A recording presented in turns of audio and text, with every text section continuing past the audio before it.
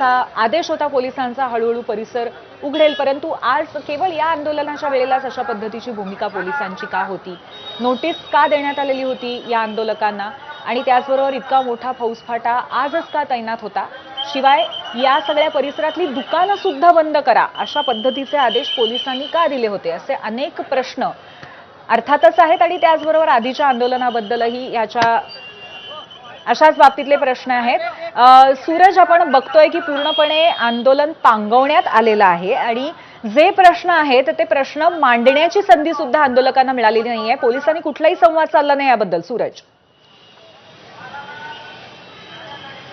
नक्कीच पूर्वी ज्या पद्धतीने मराठा क्रांती समितीची जी माणसं आली त्याच्यानंतर त्यांना धरपकडीत सुरू झाली, पोलिसांकडनं तसा बंदोबस्त लावण्यात आला होता। त्यांचं निवेदन हे देखील स्वीकारण्यासंदर्भात पोलिसांनी कुठलीही त्या ठिकाणी तसदी घेतलेली पाहायला मिळालेली नाही। यावरूनच प्रश्न विचारले जात आहेत, तर जर 6 तारखेला मग का पोलिसांनी कारवाई केली नाहीये, त्या संदर्भात अजूनही गुन्हा का दाखल केला जात नाहीये, यासारखेच प्रश्न हे मराठा एकीकरण समितीकडनं विचारले जात आहेत।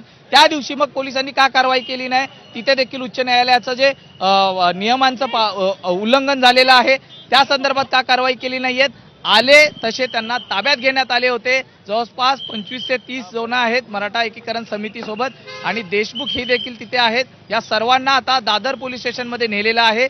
पोलिसांचा बंदोबस्त आपण पाहतोय। काही वेळासाठी या ठिकाणी वाहतूक कोंडी झाली होती, मात्र प्रश्न तोच आहे, या ठिकाणी आंदोलन ज्या पद्धतीने सांगण्यात आलं होतं पोलिसांकडनं त्या पद्धतीने झालेलं नाहीये। त्यामुळे कुठेतरी हे आंदोलन पोलिसांनीच जे आहे ते दाबण्याचा प्रयत्न केला असा आरोप हा आता मराठा लॉ अँड ऑर्डरचा प्रश्न नाही। वरती जाऊया ना आपण, तिथे पोहोचून तिथे यांना सोडणार का? तुम्हाला ताब्यात घेण्यात आलेलं आहे।